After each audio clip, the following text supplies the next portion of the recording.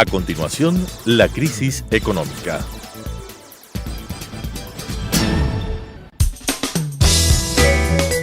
Clasificación B, bajo supervisión de un adulto.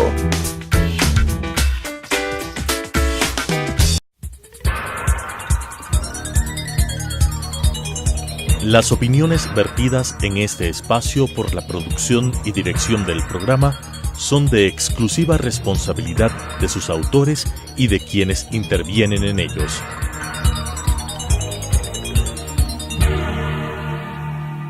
Telesucesos Canal 29 UHF presenta La crisis económica, asuntos de tipo económico, financiero, fiscal, competitividad, sector externo, cómo restaurar los equilibrios macroeconómicos del país, cuáles son sus soluciones para restaurar no solamente los equilibrios, sino iniciar la recuperación económica que todos los ecuatorianos queremos en este país, con la conducción del economista César Robalino Gonzaga. La crisis económica. Señores y señoras, gracias amigos por estar nuevamente con nosotros en este programa. Hoy queremos sencillamente terminar el capítulo de crisis fiscal con el economista que fue presentado la vez pasada con ustedes, economista Carrera, buena formación macroeconómica y un hombre con gran experiencia especialmente en el campo fiscal.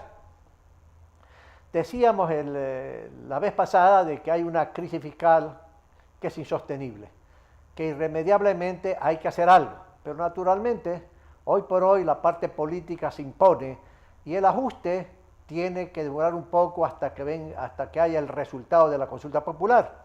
Pero independientemente de eso, queremos avanzar en la crisis fiscal para que ustedes, queridos amigos y amigas, más o menos perciban cuán grave es esto y de que hay que hacer el ajuste porque hay que hacerlo y todos tenemos que pagar un costo, lamentablemente, porque el gobierno anterior, presidido por el señor Correa, dejó quebrado financieramente el fisco y el país, financieramente hablando. El gobierno anterior utilizó la deuda pública externa a los efectos de hacer crecer mucho más el gasto público y el número de burócratas. Y hoy vamos a tocar esos puntos para terminar este capítulo de crisis fiscal. Don Jaime, nuevamente bienvenido al programa. Cuénteme, este gigantismo del Estado que fue creado por el señor Correa y su equipo, que una parte está trabajando actualmente con el gobierno actual y el presidente tendrá que hacer una crisis de gabinete para decir a todos ellos porque presenten la renuncia y que se vayan a su casa, ¿verdad?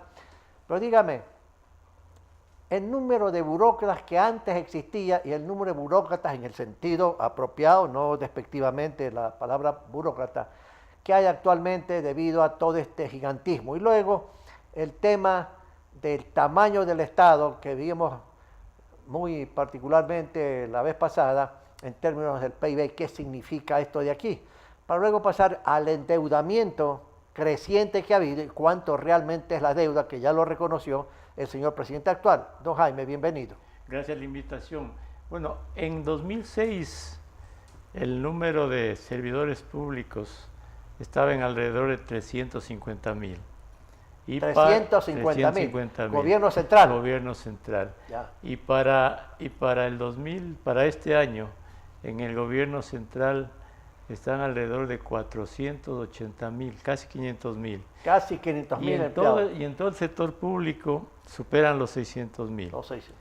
Ahora, ese sector público tiene que ser municipio, consejos provinciales, empresas estatales. Sí, la agregación de todo eso. Ahora, normalmente cuando un sector fiscal se maneja de manera correcta, el gasto en remuneraciones en relación a lo que produce el país está en alrededor del 5 o 6% del PIB. ¿En Ecuador cuánto tenemos? En casi toda América Latina. Ya. En Ecuador está en alrededor del 10% del PIB. Y ese pago, que son alrededor de 10,000 millones de dólares, ¿no?, es la mayor magnitud de gasto corriente que tiene el Estado, ¿no?, y es parte de todo el gasto público que se ha duplicado en la última década, ¿no? O para decirlo de otra manera, ¿cómo impacta en la sociedad? Si el gasto público representa o representaba hace 1 o 2 años casi el 50% del PIB, de lo que produce un país, quiere decir que toda la sociedad ecuatoriana tiene que trabajar 6 meses del año para sostener el gasto público. Entonces, eso tiene un impacto inmenso en el bienestar o malestar de toda la sociedad ecuatoriana. Y más aún cuando para sostener ese gasto el Ecuador ha tenido, o el gobierno anterior de las últimas 10 años, ha tenido que endeudarse. Y endeudarse no solo para gasto de capital, sino incluso para gasto corriente, ¿no? Entonces, esa deuda pública significa que el Estado tiene que pagar cada vez más amortización e intereses de esa deuda pública, ¿no? En este año, la amortización e intereses de la deuda pública, solo los intereses de la deuda pública, van a representar casi el 20% de los ingresos tributarios. Y el conjunto del servicio de la deuda pública, bueno, hemos escuchado a menudo al presidente actual decir que más de 10.000 millones de dólares necesita para cubrir el servicio de la deuda pública. Y le interrumpo, el gobierno anterior pagaba cumplidamente a los acreedores. Ay, ¿verdad? sin duda que... No, digo esto porque el presidente anterior decía que los gobiernos anteriores preferían pagar la deuda y no pagar a los sectores sociales. ¿Recuerda? Sí, sí. Y el presidente, como usted recuerda, actual ha dicho hay que pagar más de 10.000 millones de dólares al año por deuda pública, etcétera, que es superior a la asignación de recursos que hace el gobierno para sectores sociales como educación, como salud, etcétera. Y entonces el gobierno, el presidente Lenín Moreno dice, esta es una barbaridad, ¿dónde hemos caído? Que es irremediablemente una realidad y verdad que apunta en la dirección de que el presidente anterior del Ecuador se equivocó, ¿verdad? Siendo economista, pero se equivocó totalmente. Sigamos. Se equivocó y además para financiar ese gasto, el Ecuador tuvo que colocar bonos en el exterior, lo que se llama bonos soberanos. Actualmente el monto de bonos soberanos colocados, de deuda que hay que pagar por todos los ecuatorianos, llega al valor de 9.250 millones de dólares. Pero esa colocación se hizo a altísimas tasas de interés. Hay pocos países en el mundo que con una mala calificación de la deuda externa han salido a los mercados a colocar deuda, porque cuando eso ocurre hay que pagar elevados intereses. Entonces, de esos 9.250 millones de dólares de bonos, se paga cada año alrededor de 700 millones de dólares solo en intereses. Y por el bono ese de desarrollo humano que se da a la gente pobre, al año se gasta 650 millones de dólares. Entonces mire usted lo que significa para el país y para la sociedad, que el Estado por una parte pague intereses de solo esos bonos, 700 millones, y aquí a la gente pobre se destine 650 millones de dólares. Pero Jaime, ¿qué haría usted si estuviera en el poder con la deuda pública externa especialmente, no por decir? ¿Qué haría? ¿Qué soluciones daría para poder ver cómo esto se vuelve en el mediano plazo manejable? Porque hoy por hoy hay problemas serios, se está pagando cumplidamente, etcétera, pero es un peso enorme en las finanzas públicas, porque tarde o temprano esa deuda pública la pagaremos nosotros, la pagarán nuestros hijos o nuestros nietos. ¿Cómo ve el asunto de probables soluciones para minorar todo eso? Bueno, antes de mirar las soluciones, yo creo que hay un tema de manejo estructural de la deuda y de la economía. Cuando una persona va a un banco, ¿no? Y va a pedir prestado un dinero para comprar un vehículo o para una casa, el banco le dice cuál es su ingreso. Y usted puede destinar, ¿y cuánto puede destinar para el pago del préstamo? Para que el banco pueda cobrar ese préstamo. Y generalmente el banco tiene una medida de endeudamiento. El 30% quizás del ingreso podría destinar usted para pagar la deuda. En el Estado, cuando los gobiernos se endeudan y no hacen que la economía crezca y tenga recursos para pagar esas deudas, ocurre lo que hoy ocurre en el país. Que las deudas crecen muy por encima de lo que crece la economía, o peor si decrece. Entonces, cuando eso ocurre, los estados tienen problemas serios porque cada vez el pago de interés y amortizaciones de la deuda es mayor y los ingresos son menores y hay dificultades de servir la deuda. Entonces hay que, en un programa fiscal del gobierno, se tiene que enfrentar el hecho de reducir el servicio de esa deuda. Para eso hay que analizar la deuda pública por segmentos, ¿no? Un segmento de la deuda es con el BID, con el Banco Mundial, con gobiernos, lo que se llama deuda con organismos multilaterales y gobiernos. Otro segmento importante y muy importante de 7.500 millones de dólares es el segmento de endeudamiento con la China. Ya. Y el otro segmento es de los bonos soberanos que coloca el país, que son 9.000 millones de dólares. Entonces, la deuda con los organismos multilaterales, BID, Banco Mundial, CAF, es la mejor deuda del país. Plazos adecuados, tasas de interés plazos adecuadas. de 20, 30 años y tasas de interés del 1 o del 2%. Claro. Es la mejor deuda. Luego la deuda con China. En la deuda con China, a su vez, hay que ver dos segmentos de la deuda con China. Un endeudamiento que está registrado como deuda en las cuentas públicas, pero que a su vez está apalancado con petróleo, con ventas de petróleo, y que está contabilizado en la deuda pública y el gobierno tiene que pagar en cash la amortización e interés. Y eso es lo que está registrado como deuda, 7.500 millones. Pero hay otro segmento de la deuda china que se llaman las ventas anticipadas de petróleo. Es decir, a los chinos se les dice, denme el dinero y yo después les pago con embarques de crudo. Esa es otra deuda. Entonces, ese segmento de la deuda que tiene tasas de interés de alrededor del 7-8% y es apalancada con petróleo y los chinos le venden bienes y servicios y es una serie de condiciones excelentes para los chinos, pero perjudiciales para el país. Allí hay que sentarse a conversar con los chinos y ver cada segmento y decirles, señores, tenemos que hacer algo en esto. Y liberar el petróleo. Y liberar para no pagar el petróleo, sino decirle a los organismos públicos de China, mi amigo, te debo tanto, pero te voy a pagar en bonos porque tú tienes que liberarme el petróleo, pues yo necesito recursos. Claro, ahí hay que cambiar las condiciones y incluso en el tema de los contratos que apalancan, algo ya ha hecho este gobierno en tratar de reducir el pago de las tarifas, alargar plazos, sentarse con esa gente. Y luego el gran segmento, que es el mayor este rato, más de 9.000 millones de los bonos soberanos. Allí la única solución es que el Ecuador disminuya su riesgo país. Que el riesgo país no es otra cosa que la sobretasa de interés que tiene que pagar el Estado sobre los bonos del Tesoro americano. O dicho de otra manera, si el riesgo país le permite al Ecuador salir a los mercados y colocar bonos al 4%. Entonces el Ecuador coloca bonos al 4%, le paga los bonos que tienen 8, 9, 10% de interés y se queda con otra deuda de bajo interés y más largo plazo.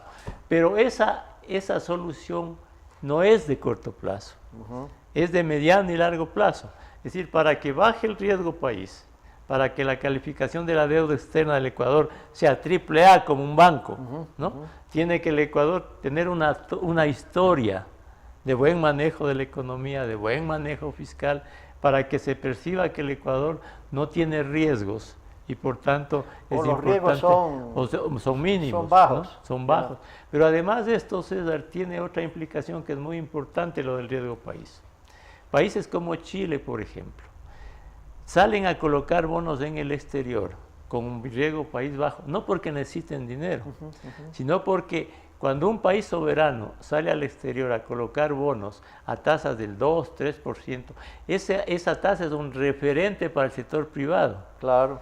Entonces el sector privado, si sale al mercado a Nueva York a tratar de obtener recursos para hacer crecer la economía, para Jaime, invertir. Pero Jaime, para poder conseguir tiene eso, bajas usted no tasas. creo que se requiere un plan económico sólido, financiado por organismos multilaterales como el FMI, el Banco Mundial, de tal manera que esos financiamientos con esos organismos ayuden para que los mercados privados internacionales vean y certifiquen que la nueva política económica del gobierno de Lenín Moreno es tan sólida que irremediablemente tiene que bajar el riesgo país.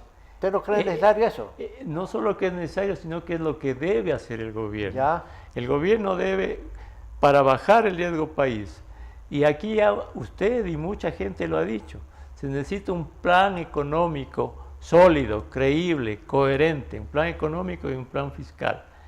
Y es muy importante en las condiciones actuales que tiene el país, de falta de credibilidad en el manejo de la economía, de falta de credibilidad en las cifras económicas y fiscales, que el Fondo Monetario, a través de su intervención, que no es un atentado a la soberanía, se ha dicho ya, las voces oficiales lo han dicho en estos días, que el Fondo Monetario va a venir a fines de octubre o principios de noviembre La revisión periódica. a la revisión periódica de cada 2 años que hace a las cuentas de los Estados miembros. Claro. ¿Verdad? De allí debería salir ya sin ningún ocultamiento cifras claras y sólidas en la economía y en el tema fiscal Pero, y en la deuda. Para transparentar el punto que está comenzando a tocar usted, transparentar cuánto realmente es la deuda pública, interna y externa, que el presidente ya creo que hace un mes dijo, según la información que él tiene, de 58.000 millones de dólares. Por ejemplo, hay esos papelitos llamados CETES que emite el Ministerio de Finanzas y que son menos de un año y eso no están registrados como deuda. ¿Qué hay que hacer para transparentar eso? A ver, pongámonos en el caso de la misión del fondo que venga y le abren la tesorería pública. Ajá. De allí debe salir la deuda interna y externa, que es pública, que la considera el gobierno como oficial. Ajá, ¿no? ajá. De allí deben salir a determinada fecha los certificados de tesorería de corto plazo menores a un año. ¿Cuál es el stock real? Ya. Porque eso no se sabe. Eso no se sabe. Ya. Y ese es un problema, un problema serio en la liquidez de la caja pública. Porque vencimientos de cortísimo plazo obligan a que o el Estado pague o que constantemente estén renovando. Ese es otro punto. ¿Cuál realmente es la deuda del banco, de los préstamos del Banco Central al gobierno con las reservas? Les ha tomado de la reserva de liquidez. De liquidez del Banco Central. Luego, en la deuda interna, ¿cuáles son los tenedores de la deuda interna? ¿Cuántos dinero tiene el Seguro Social, el sector privado, las otras entidades públicas? ¿Cuál mismo es el stock de ventas anticipadas de petróleo que hay que pagar? El stock. Hay que esclarecer Hay que eso. esclarecer eso, hay que esclarecer cuáles son las reales deudas de las empresas petroleras. Hay que esclarecer a la fecha. Decir, si el gobierno, si el Fondo Monetario viene en octubre y va a estar hasta noviembre, pues hasta noviembre se debe por ventas anticipadas de petróleo tanto, por CETES tanto, deudas de las petroleras Pero también, tanto, Jaime, fíjese, ¿no? hay esto, solamente le agrego para que recuerde a nuestros amigos y amigas que nos escuchan. Los maestros renunciaron hace algunos años con un propósito X en un acuerdo con el gobierno. Y una información que hay en los últimos tiempos, porque antes no se conocía, es que le deben todavía 1.000 millones de dólares. Ya. Y esa es deuda, pero no está registrada, sino como cuentas por pagar. ¿Sí? Uno. Luego, usted tiene pues la deuda que el Ministerio de Finanzas tiene con el seguro de salud del IES. Y eso, ya hay un informe favorable de la Contraloría, y eso creo que está en 2.800 millones de dólares. Y eso no está registrado. ¿Cómo haría usted en esta época en que el gobierno no tiene un centavo, por decirlo así? Así le dejaron Correa y su gente, no es culpa del presidente actual. Son 1.000 por un lado, 1.800 por otro, son 2.800 millones. Yo recuerdo haber hablado con unos maestros de esos que están esperando el pago. Y conversando con ellos me decía, yo estoy dispuesto, economista Robalino, a recibir bonos del Estado. Yo no tengo inconveniente. Ya he consultado con alguna gente en la Bolsa de Valores de Quito y Guayaquil y tendría que perder un 10 o 15% del valor del bono. Pero estoy dispuesto. Entonces, ¿no cree usted que una forma para transparentar eso es sencillamente decirle, a ver, seguro, 2.800 aquí está en bono. Maestro, los 1.000 millones aquí está en bono. Y luego, como eso va a subir del techo el 40%, que ya está en 42 creo, ¿verdad? Reformar la ley correspondiente para ponerlo en un porcentaje transparente, pues no, y claro, ¿sí? Sí, pero antes de eso habría que agregar más, es que la lista de deudas, ¿no? Son adicionales. Más de los 2.800, más de los 1.000, faltan más. Porque además de esa bonificación que hay que darle a los jubilados que usted cita, que son más de 1.000 millones, también hay deudas a entidades públicas, por ejemplo a Solca, Este mismo gobierno dijo Solca que debía hacer claro. a Solca como 60 millones. 80 millones de euros. 80. También hay deudas, lo que se llama la deuda flotante. Perdóname un ratito, Sí. pero eso es más censurable que todo. Es Solca, pues, Sí. que hace un trabajo extraordinariamente exitoso en la lucha contra el cáncer, Sí. que le deben plata. Y entonces imagínense, los enfermos de cáncer van a tener que esperar por medicina porque no les pague el gobierno 80 millones de dólares. Eso es censurable. Y esto es parte de todo este mal manejo fiscal desordenado que ha tratado de venderle al país una imagen irreal de la situación del país. Pero además hay unas deudas que son importantes, lo que se llama la deuda flotante o la deuda de los presupuestos. Se dice que hay deudas de los presupuestos desde el 2015, ¡Qué barbaridad! 2016 y lo que va al 2017. Hay contratistas a los que se les debe... O sea que el señor Correa utilizaba eso. Siempre hay una deuda flotante. Así es. Queda al 31 de diciembre ciertos gastos que no se han podido pagar y pasan en enero. Pero el gobierno anterior del señor Correa utilizó eso, deuda flotante que usted le llama, que es cuentas por pagar, ¿verdad? Cuentas por Sencillamente es como una fuente de financiamiento. No me diga. Así, entonces las deudas realmente son grandes y todavía no se han aclarado definitivamente. Por eso es importante la intervención de un organismo serio como el Fondo Monetario, FMI, claro. que a mi juicio este rato es la única opción que tiene realmente el gobierno de transparentar esto. Y luego sí, con el mismo Fondo Monetario, armar un programa económico fiscal racional que sea viable en el futuro. Porque el solo hecho de que haya un programa avalado por el fondo ya significa decirle al mundo que el Ecuador está en la dirección correcta y es una forma de recuperar la confianza y la credibilidad en el manejo de la economía. Eso es muy importante. Y ahora el Fondo Monetario es un fondo no el de hace años, es un fondo monetario diferente. Y lo que es más importante, además de la credibilidad, que va a ser muy importante para que vengan inversiones, para que venga financiamiento. El Fondo Monetario le puede dar financiamiento en montos muy importantes. Y en condiciones... Y en condiciones muy favorables. Y además se abre la puerta para que el Banco Mundial también le pueda dar importantes recursos al Estado. Porque en este momento la cartera con el Banco Mundial es casi inexistente. Porque las relaciones no eran buenas. Se deterioraron, no por efecto del Banco Mundial, sino por el gobierno presidido por el presidente anterior. Oiga, Jaime, pero lo que nos dice es que falta una serie de deudas, como deuda pública, que no se saben y no se esclarecen.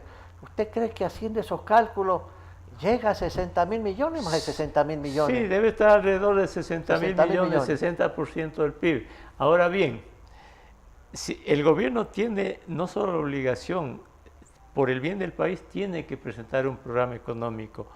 Seguramente, si se reconoce todo esto, se va a superar el techo de la deuda del 40%. No solo que ya se superó oficialmente el techo de la deuda, porque cuando aprobaron el presupuesto de este año y se mandó a la Asamblea en el mes de agosto, que se aprobó, ya la deuda PIB estaba en el 44%. Cuando el techo legal es el 40% del PIB. Así es que legalmente... Ya se violó la Constitución. No este gobierno, sino el gobierno anterior. El gobierno anterior. Y el presupuesto de este año, si la Asamblea hubiese sido una Asamblea responsable, y hubiese devuelto ese presupuesto al gobierno, y le hubiese dicho, señores, mándenme un presupuesto acorde a la ley, de acuerdo a la ley, y no con ingresos inventados y sobreestimados. Pero para concluir el otro tema, si el Ecuador reconoce sus deudas y presenta un programa fiscal confiable, tiene que hacer todo lo que tenga que hacer para que la economía crezca. Porque si la economía no se recupera, los problemas son más graves. Los problemas van a ser más graves. Entonces en el futuro tendría que haber un programa fiscal, como en una familia que está sobreendeudada. Dice, yo ajusto mis ingresos a mis gastos y si quiero tener un ritmo de ingresos o de vida en el futuro, voy a buscar más trabajo o hacer tener más ingresos. Lo mismo tiene que ser el Estado. Un programa confiable, que la economía crezca y que esto vaya evolucionando favorablemente. Estimados amigos y amigas, fíjense, terminamos en 2 sesiones la crisis fiscal, dentro del tema grande de crisis económica existente en el país. hay que arreglar una serie de problemas macroeconómicos, o que los economistas llamamos hay que restaurar los equilibrios macroeconómicos. Y uno de ellos que es básico es la crisis fiscal. Y esto va a tener un costo. No se sale de aquí, distinguidos amigos, sino con un costo. Un costo que tenemos que pagarlo todos los ecuatorianos, los trabajadores, los empleados, los empresarios, todo el mundo, el gobierno por supuesto, pero es un costo que tiene que ser equilibrado entre los diferentes grupos sociales. No puede un grupo social decir, con este costo que paguen los otros, que paguen los trabajadores. No. Tenemos que en forma equilibrada distribuir esos costos, pero amigos y amigas, de esto no se sale sino absorbiendo un costo para todos nosotros. Y no será responsabilidad del señor Moreno, presidente actual, es responsabilidad del gobierno anterior que dejó quebrado financieramente el Ecuador, quebrado financieramente el fisco y el seguro social. Le digo a los jubilados, luchen, peleen, porque sencillamente el gobierno tiene que pagar los 2.800 millones de seguro de salud y hay que restaurar el 40% de contribuciones del gobierno nacional y para eso se requiere una ley. Y el presidente actual tiene que mandar ese proyecto de ley para restaurar, porque si no el seguro social, independientemente de lo que diga en forma equivocada el presidente actual del seguro, está en un problema financiero sumamente grave. Amigos y amigas, gracias por haberme escuchado. Volveremos con otros temas dentro del tema general de crisis económica del Ecuador. Gracias. Las opiniones vertidas en este espacio por la producción y dirección del programa son de exclusiva responsabilidad de sus autores y de quienes intervienen en ellos.